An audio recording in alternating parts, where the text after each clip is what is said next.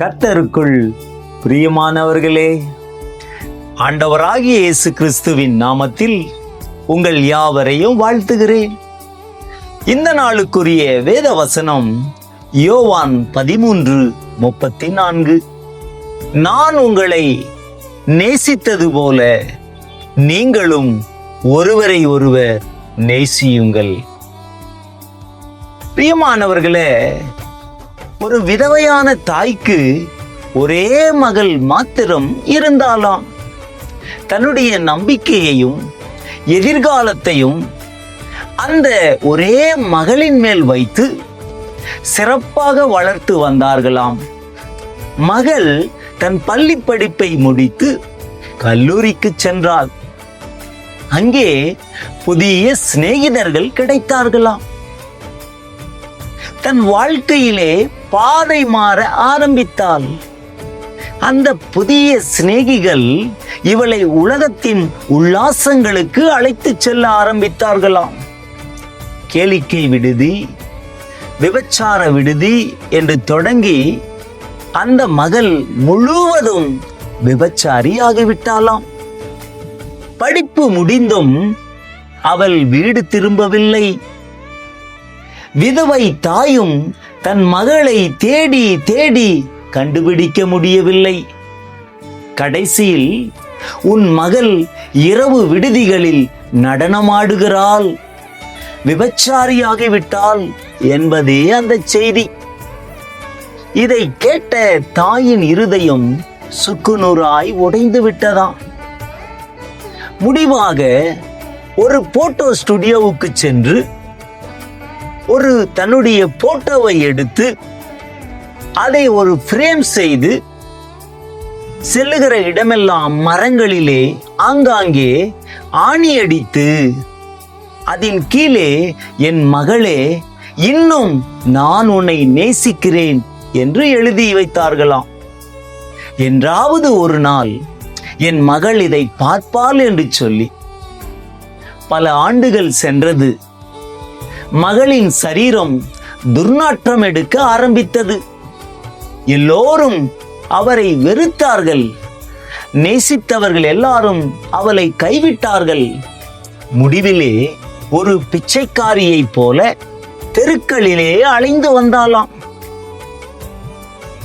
வேதனையோடு ஒரு மரத்தடியிலே வந்து அமர்ந்தபோது அங்கே ஒரு போட்டோவை கண்டாள். அதுதான் தன் தாயின் போட்டோ. அதன் கீழே ஒரு வாசகம் எழுதப்பட்டிருந்ததை வாசித்தாள். என் மகளே, இன்னும் நான் உன்னை நேசிக்கிறேன் என்பதே அந்த வாசகம். அந்த வாசகத்தை வாசித்த போது மகளுடைய இருதயத்தை உடைத்தது. பாவியான என்னை என் தாய் இன்னும் நேசிக்கிறாளா என்று சொல்லி தன் தாயை காண வேண்டும் என்று வாஞ்சியோடு கூட புறப்பட்டு சென்றாள். அப்படியாக தன் தாயை நோக்கி செல்லும் போது தாயும் தன் வீட்டின் எதிரிலே அமர்ந்து கொண்டிருந்தாள்.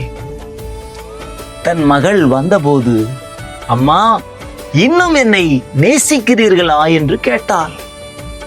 அப்பொழுது தாய், கவலைப்படாதே, இந்த உலகத்திலே யார் உன்னை நேசித்தாலும் நேசிக்காவிட்டாலும் நான் உன்னை நேசிக்கிறேன் என்பதே அந்த தாயின் பதில். ஆம் தேவ பிள்ளைகளே, அந்த தாயின் அன்பை பார்க்கிலும் கிறிஸ்துவின் அன்பு நித்தியமான அன்பு, மாறாத அன்பு, அரவணைக்கிற அன்பு, பாவங்களை கழுவி சுத்திகரிக்கிற அன்பு. அந்த அன்பாயிருக்கிற இயேசு கிறிஸ்துவின் இடத்திலே இப்பொழுதே நீங்களும் வந்துவிடுங்கள். அவருடைய அன்பிலே கலிகூறுங்கள். திராட்சை ரசத்தை பார்க்கிலும் அவருடைய நேசம் இன்பமானதாயிருக்கும். ஆம் பிரியமானவர்களே, இன்றைக்கும் நாம் வாழுகிற இந்த சூழ்நிலையில அநேக இடங்களில பார்க்கிறோம் கோ-லிவிங் என்று சொல்லி வாலிப பிள்ளைகள் மனம் போன போக்கிலே வாழ்ந்து கொண்டிருக்கிறார்கள். பெற்றோர்கள் தங்கள் பிள்ளைகள் நன்றாய் படிக்கிறது என்று சொல்லி நம்பி அனுப்புகிறார்கள்.